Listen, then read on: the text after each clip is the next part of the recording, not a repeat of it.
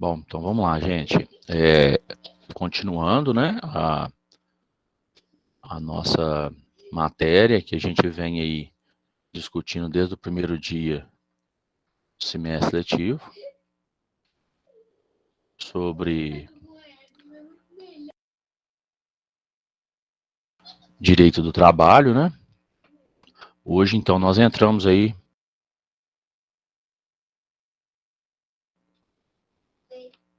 e a gente tem duas modalidades de contrato de trabalho. A gente tem o contrato de trabalho por prazo indeterminado e a gente tem aí o contrato de trabalho por prazo determinado, tá? A diferença entre eles é uma diferença simples. O contrato de prazo determinado, ele tem prazo de início e de fim, né? Ou seja, já é estabelecida ali uma data para iniciar e uma data para findar o contrato. Lógico que as questões trabalhistas, verbas rescisórias, elas são diferentes num contrato e no outro. Quanto ao contrato por prazo indeterminado, ele é um contrato que tem uma data para início, mas não tem data para findar, né? Ou seja, pode ser a qualquer instante o fim desse contrato. Bom, aqui no slide a gente vê, né, que o contrato por prazo indeterminado é a força comum de contratação, é a forma comum de contratação a qual será presumida se houver dúvida. Então, gente, o que isso quer dizer? É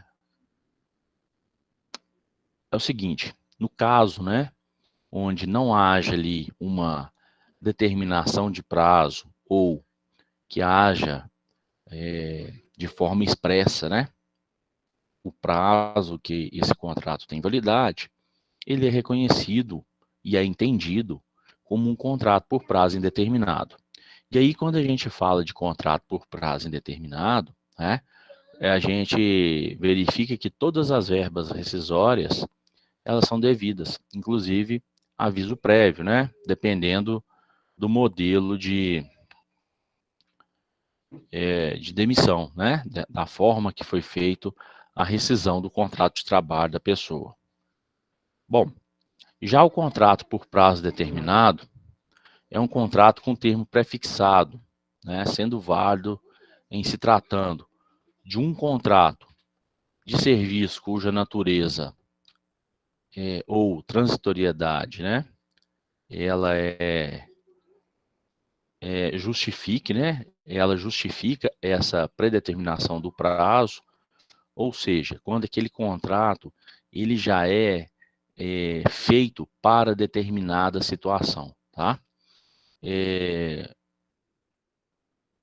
Nós temos também aquele contrato por prazo determinado, cujas atividades empresariais são de caráter transitório.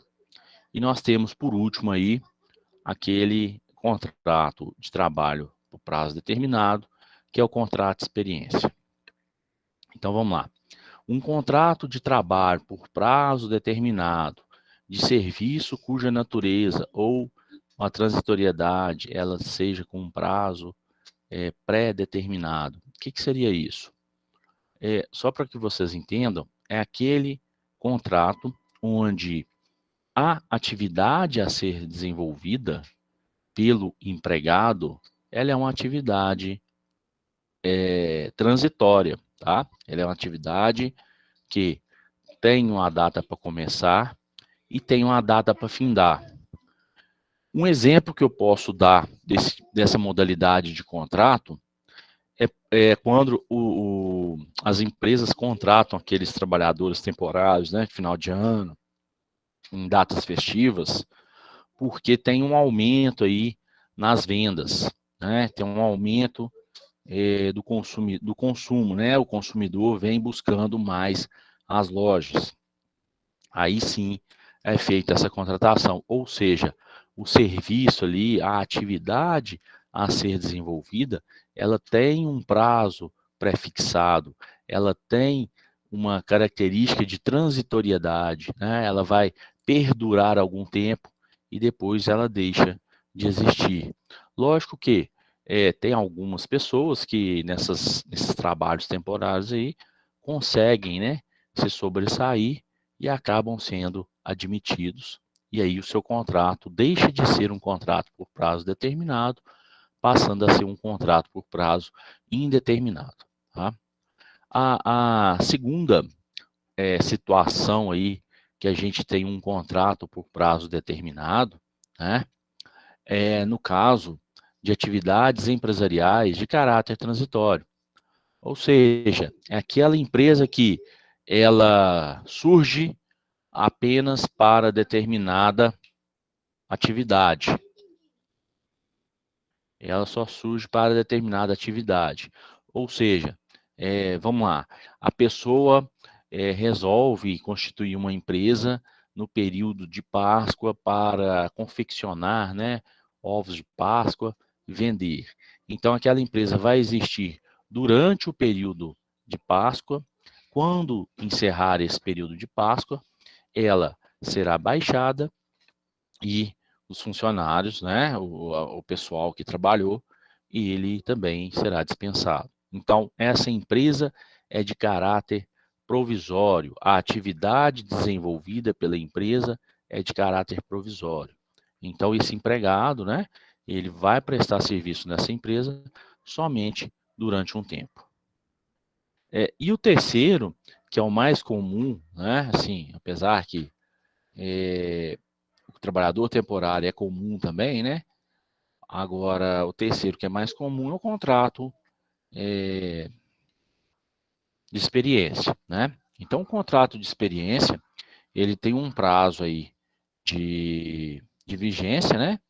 É até 90 dias, podendo ser prorrogado apenas uma única vez, tá?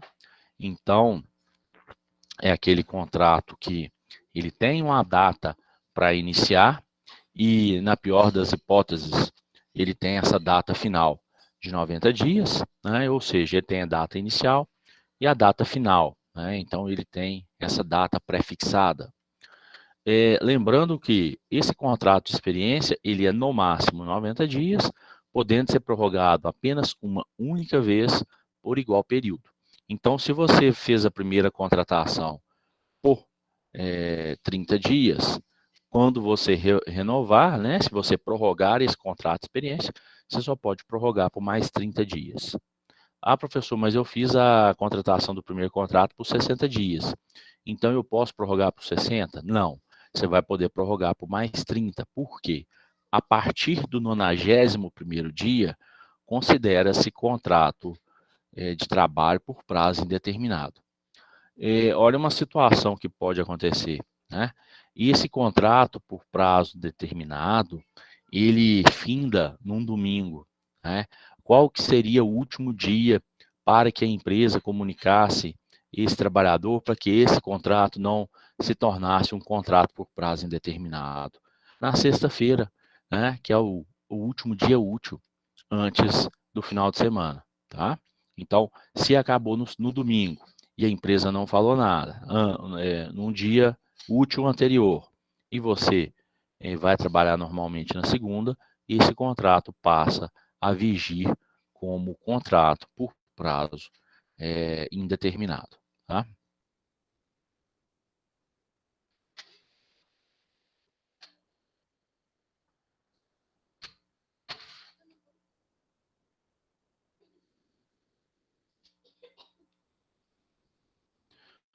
Só um minutinho, gente. Deixa eu só verificar uma coisa aqui.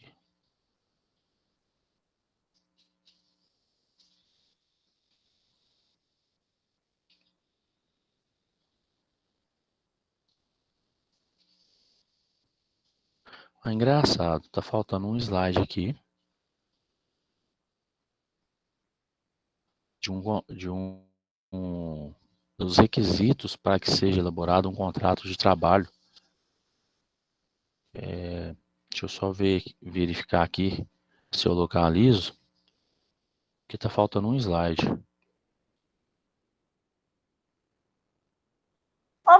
Professor, boa noite. Esse slide você não postou ainda não, né?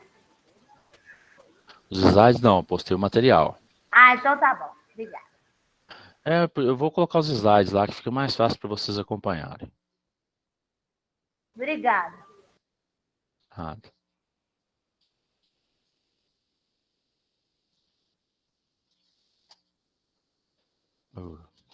Só um minutinho, turma. Estou vendo aqui se eu acho a página que está faltando. Achando interessante porque página 12. Página 12.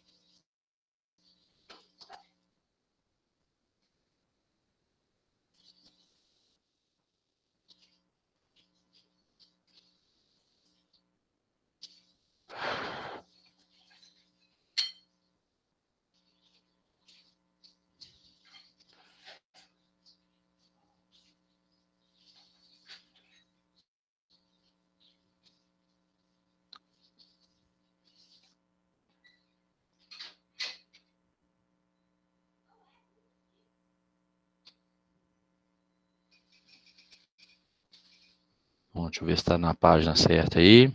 Beleza. Gente, olha só. Então, para que seja caracterizado um contrato de trabalho, a gente tem aí, né, alguns requisitos que devem ser observados, tá? Da mesma forma que tudo, né, a gente vem falando sobre os requisitos, tudo no direito tem alguns requisitos para pré-determinados, né, para existir. No caso do contrato de trabalho também não seria diferente, tá? Então, o primeiro requisito para se caracterizar um contrato de trabalho é o requisito da bilateralidade, ou seja, o contrato ele é bilateral. E quando a gente fala que o contrato é bilateral, vocês têm que ter em mente que existem duas partes para que seja confeccionado esse contrato, né? Então tem a parte do empregado e a parte do empregador, ok? Então a bilateralidade ou o contrato bilateral ele vem pelo fato de existir duas partes. Juntamente com a bilateralidade, a gente tem aí que todo contrato individual de trabalho, ele é um contrato oneroso. E aí, eu pergunto a vocês, oneroso para quem? Para ambas as partes. Por quê? Porque o contrato é feito bilateral, tem que ter segurança para o empregado, tanto para o empregador. Mas qual que é a onerosidade para ambas as partes? A segurança, não é não? Não. Vamos lá, turma, vamos Porque o pensar. funcionário. É oneroso. Porque o funcionário tem que gerar lucro para o empregador e o empregador vai pagar para ele pela mão de obra dele. Isso. Como é que o funcionário gera lucro? Exercendo a função dele, a atividade. Justamente. Então, olha só, por que ele é oneroso? Porque o funcionário tem que trabalhar, né, tem que prestar o serviço para o empregador.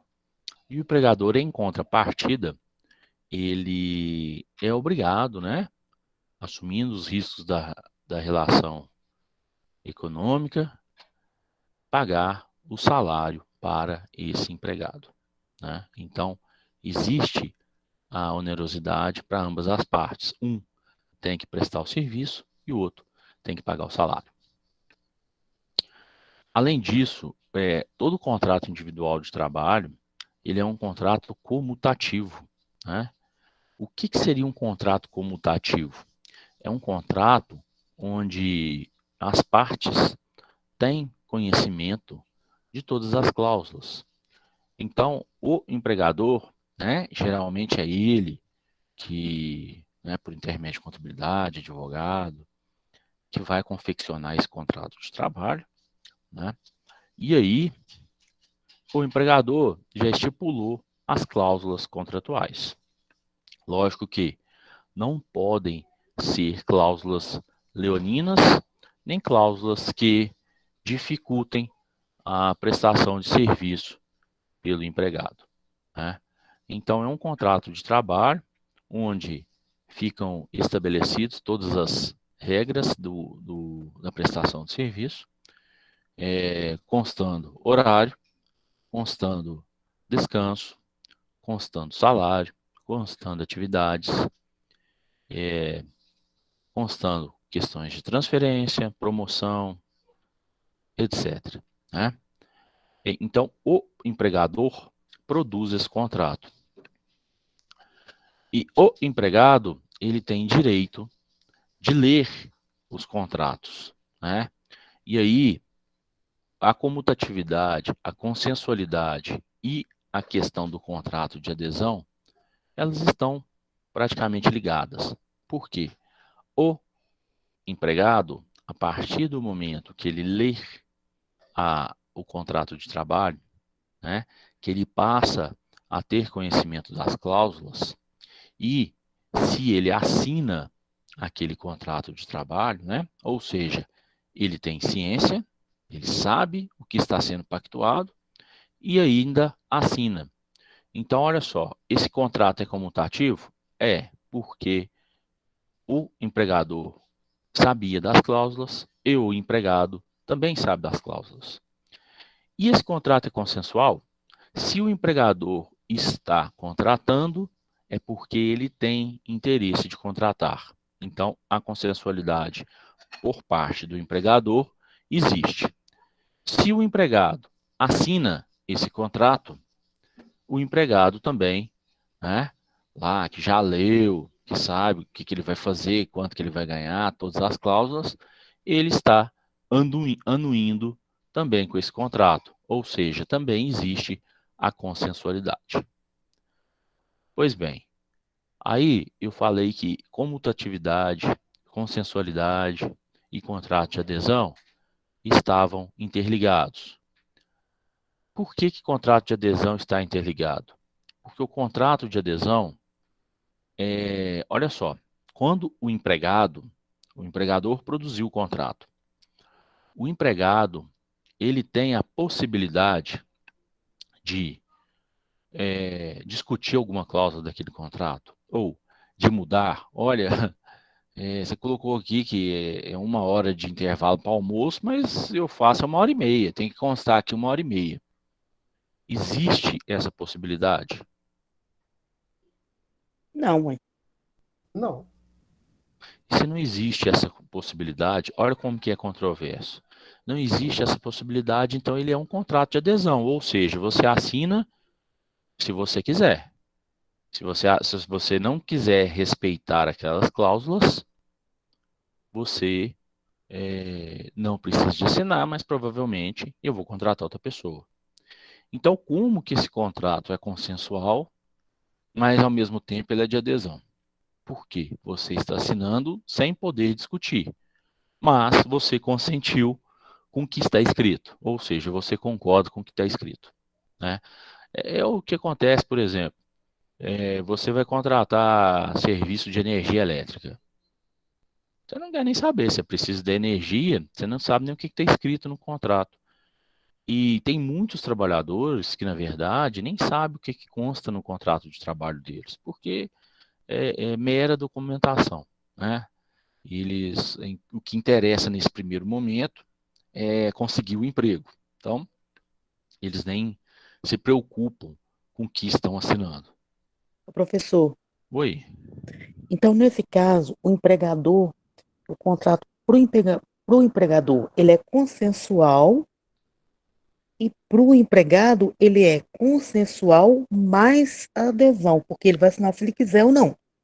Mas para o empregador ele também é de adesão, porque é ele que confecciona o contrato. Ah, entendi. Então é para ambos. Para ambos. Para ambos. Tá? Tudo que a gente está falando aqui, como o contrato é bilateral, ele é para ambos. E aí vocês vão entender quando a gente chegar lá na rescisão de contrato de trabalho, por que que esse contrato tem que ter validade para ambos, né? Primeiro, se tivesse validade só para o empregado, o empregador poderia fazer o que quisesse, né? E o empregado não estaria aí protegido para pedir uma rescisão indireta, alguma coisa assim, tá bom? Então, vocês vão ver que tudo que cabe ao empregado, na questão do contrato, cabe também ao empregador, tá? Bom, o outro requisito aí, né?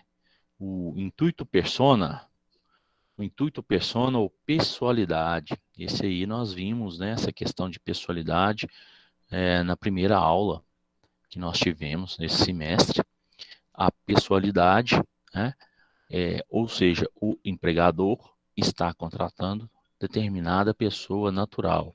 Então, novamente, para a confecção desse contrato de trabalho, é necessário que seja uma pessoa natural que está sendo contratada como empregado, né? E do outro lado, o empregador escolheu, né, essa pessoa através dos seus processos seletivos, através do QI, né? Então, tem várias formas, depende de cada empresa, a forma de contratação, mas, né, se ele escolheu determinada pessoa natural, ele está observando aí a questão da pessoalidade, né? Da pessoalidade. Ou seja, esse contrato ele é pessoal para o empregado, somente aquele empregado que está sendo contratado é que pode prestar o serviço, e para o empregador, né, que só vai servir como empregado aquela pessoa escolhida, tá? E por último aí, o contrato individual de trabalho, ele é um contrato de execução continuada. A questão da execução continuada, o que seria? Seria aquele contrato onde a pessoa tem que prestar o serviço todos os dias, né? 5 vezes na semana, 6 vezes na semana, ou através de escalas, né? O pessoal de enfermagem sabe muito bem o que é isso. E para o empregador, né, ele precisa dessa prestação de serviço todos os dias da semana, né, de forma continuada, ou seja, mês após mês, semana após semana, mês após mês, ano após ano, tá? Então, esses são os 7 requisitos para que se caracterize um contrato de trabalho bilateral. Ambas as partes, né, empregado e empregador, têm que participar. Onerosidade, o empregado com a mão de obra, o empregador com o pagamento. Comutativo, que é aquele ajuste das cláusulas contratuais pelas partes, né? Ou seja, ambas as partes têm ciência daquele contrato que está sendo firmado. Consensualidade, que é a anuência das partes com a assinatura, né? Assinou ali, eles estão consentindo com os termos do contrato, né? Com as cláusulas contratuais. A questão do contrato de adesão, a empresa ela estabelece e o empregado aceita ou não, né? Intuito persona, a empresa determina, escolhe quem será contratado, a pessoa natural que será contratada, lembrando aqui, fazendo um parênteses, que pessoa jurídica ela não se caracteriza como empregado, e sim como prestador de serviço, tá? E por último aí, a execução continuada, né? A execução dia após dia, mês após mês, do empregado com sua mão de obra, mediante salário pago pelo empregador por essa mão de obra despendida, né? Eu acho que quanto aos requisitos aí, ficou bem tranquilo agora, né? Tá fácil. Bom,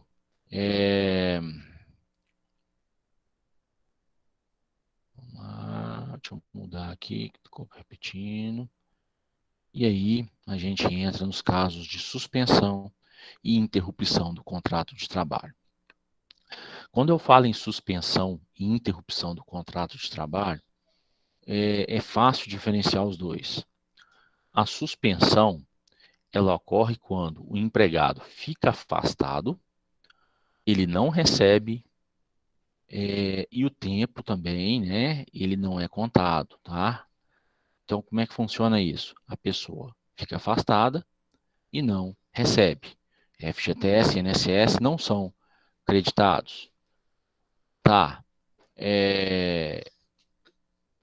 São exemplos, né? Algumas hipóteses. Afastamento aí decorrente de doença e acidente do trabalho a partir do 16º dia até alta médica.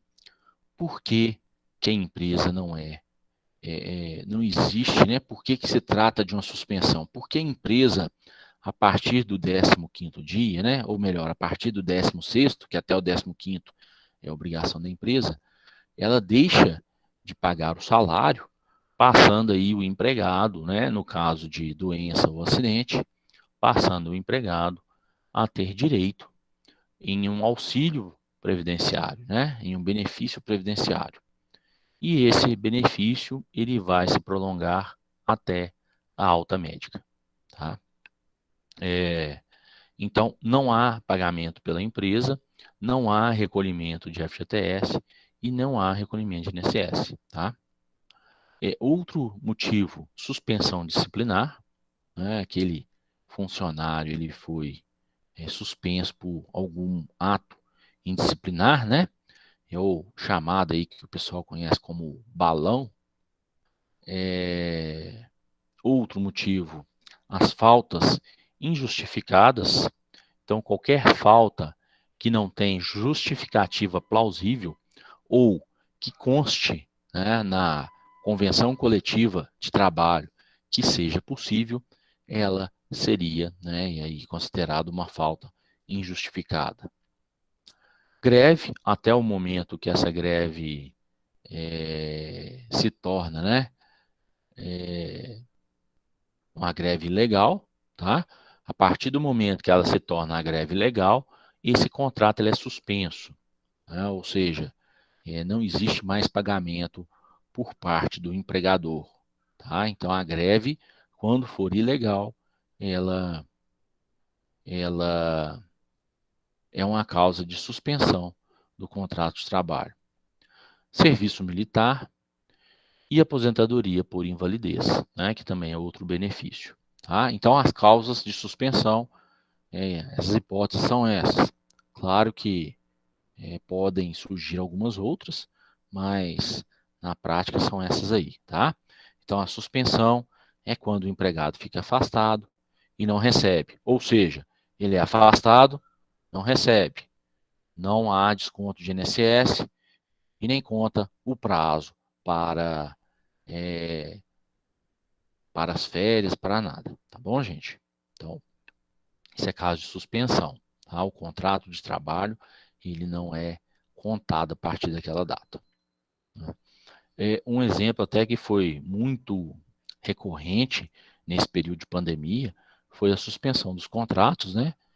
Algumas empresas suspenderam os contratos dos empregados e lógico que na hora de fazer aí a 13º, né? Esse 13º foi de forma proporcional. Por quê? Porque se o contrato está suspenso, o período de trabalho não é contado, tá? Não é contabilizado, não é acreditado. Então, o 13º, ele pode ter ocorrido de forma proporcional por causa disso, tá?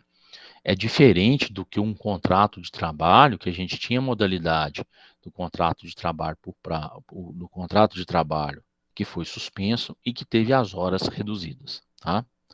Oi, Rejane. Ô, professor, só uma dúvida. A licença maternidade, ela também não conta como tempo de trabalho, né? Nós vamos ver daqui a pouquinho.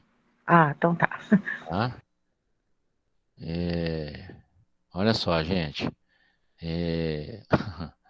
Aí a gente entra na questão da interrupção do contrato de trabalho. A interrupção, vamos lá, a diferença. Suspensão, não trabalha, não conta prazo, não recebe. Interrupção, não trabalha, conta prazo e recebe, tá? Então, por quê? Porque essa interrupção é aquela onde a empresa ela fica determinada, né, a arcar com os custos do empregado, durante determinado período, né? Um exemplo, as férias é um direito garantido pela Constituição, garantido pela CLT, né? Então, durante aquele período que o empregado estiver de férias, ele não vai trabalhar, mas ele vai receber de forma antecipada, né? Próxima aula a gente já deve falar de férias, então ele vai receber aí de forma antecipada, tá? E ainda contabiliza prazo para FGTS, INSS e para as novas férias. Veremos isso na próxima aula, né? Licença por motivo de doença ou acidente de trabalho até o 15º dia, né? Então, se esse empregado está doente ou afastado do trabalho por até 15 dias, a responsabilidade pelo pagamento de salário é da empresa. Então, ele não vai trabalhar, mas vai receber o salário e vai contar prazo para INSS e FGTS, tá? A licença gestante. Olha só, o colega acabou de perguntar. A licença gestante, ela é uma situação de interrupção do contrato de trabalho, ou seja, ele não é suspenso, né? Existe o vínculo, a pessoa deixa de receber, deixa de trabalhar, mas continua recebendo, tá? E aí vai vir alguém e vai me perguntar assim, professor, mas ela recebe do INSS, não é isso que vocês vão falar? Eu ia perguntar. Mas a empresa, na verdade, a empresa paga esse valor ao INSS para o INSS repassar para a gestante. Tá? Então, na verdade, quem está pagando é a empresa. É estranho, né, professor? Porque no mundo que a gente vive hoje com tanta igualdade, né, entre homens e mulheres, para a empresa contratar uma mulher, ela cai nessa parte da lei aí. Por isso que eu, como já trabalhei na parte de construção civil, é muito difícil a mulher arrumar emprego dentro da construção civil por causa da licença maternidade. Ela fica mais onerosa para a empresa, a contratação de uma mulher. No caso aí, eu estou vendo que são todas, né? Em todas as questões, tá? A mulher em todas as situações. E quando se trata ainda de órgão público, a licença é de 180 dias. Tá? Então, sim. E microempresa também. Então, tem essas situações, tá? Lá no meu serviço é 6 meses. Aí, ó, tá vendo? Isso depende da empresa, mas o mínimo são 120 dias. Olha só, outra causa de interrupção são as faltas justificadas, né? Aquelas faltas que têm fundamento para acontecer. O aborto, a licença paternidade, que aí o homem também tem aí um prazo, né, para acompanhar a sua esposa, né, para ficar perto do seu filho, de sua filha, durante depois do nascimento, né? Eu acho que esse período é até pouco, acho que tinha que ser maior. Hoje, com as relações aí que a gente vê, né, essas relações homoafetivas, o pessoal mesmo, né, a lei falando que a mulher tem direito à licença gestante, né, maternidade, e tal, o pessoal tem conseguido, né, ampliar aí e conseguido aí essa Continua questão. 105 dias, professor? Pois é, tinha uma alteração, eu tenho até que confirmar se ela entrou, que iria passar para 20 dias. Tá? Até é bom que eu dou uma consultada aqui. Oi, Graciela. O professor, é igual, tem também a questão, se a pessoa adota uma criança, também ela tem direito Mesma coisa. à licença de maternidade. E uma vez eu vi também uma reportagem não foi aqui não. O rapaz, a esposa estava grávida, ganhou o bebê, ela faleceu e ele foi e conseguiu a licença para Sim, ficar em casa cuidando do sim, bebê, justamente. porque estava sem esposa. Os casos né, que eu estava mencionando aqui. Tem gente que consegue essas situações, né? Uhum. Olha, eu não achei nada aqui falando, não. Eu sabia que ia alterar para 20 dias, mas eu não achei nada aqui falando que já foi alterado, não, tá? Ó, peraí. Segundo a lei Beleza, professor. federal. Olha, nós temos aqui uma lei federal aqui, estou abrindo o site do INSS. Vamos pegar aqui. Professor, boa Oi. noite. Eu tinha visto uma reportagem que agora é a empresa que paga a licença maternidade, não o INSS. Não, Isso sempre foi, né? procede? Sempre foi. Não, mas você recebe pela empresa, não tendo que entrar com papel no INSS igual era antes. Não estou sabendo disso ainda, tá? Até antes da pandemia era normal pela empresa. Entendi. Ó, desculpa, a empresa pagar INSS Repassar. repassar, isto, Na verdade, seria uma ponte, né? Entre justamente. o empregador e o INSS. E na verdade é algo desnecessário, né, gente? Se a gente for analisar, é algo, sim, Para sem ser fundamento, cumprido, né? Porque é, senão, não cumpre. sem Tipo fundamento assim, nenhum, né? né? É, Mas isso é só para CLT, né? Que é o INSS pago. só o quê? Fala de novo, por favor. Para CLT.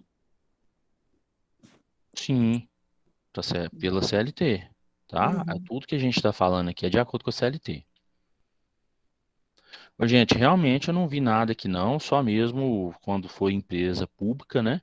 São 20 dias, tá? Agora, por enquanto, pelo que eu vi aqui, depois eu vou fazer uma pesquisa mais a fundo, mas ainda são 5 dias, tá bom? E o aviso prévio. Professor, Oi, falando em CLT, você viu se recebeu meu trabalho? quem é que tá falando? Gracielia. Quem? Gracielia. Foi por e-mail? Não, eu mandei, né? Porque manda colocar na atividade. Aí eu fiz, Não, se você colocou no AVA, tá lá. eu coloquei lá. Não, então deve estar lá, tá? Não sei que você Ô, olhou. gente, não, eu não olhei ainda não, porque o prazo é até hoje, né? Aí eu deixo para olhar de manhã. Gente, aviso prévio. O aviso prévio também é uma causa de interrupção do contrato de trabalho, tá? É, esse empregado, ele às vezes não trabalha, né? A gente sabe aí que tem um período que ele fica sem trabalhar e mesmo assim recebe. E tem também um aviso prévio indenizado que ele não trabalha e continua recebendo. E a projeção do aviso, ela é contabilizada tanto para as verbas rescisórias quanto para FGTS, INSS, para tudo, tá, gente? Então, hoje encerramos por aqui, tá bom? Próxima aula a gente continua e já vou postar lá e já vou colocar os links também, tá, turma? Já vou colocar todos os links lá hoje no Save virtual, tá bom? Grande abraço.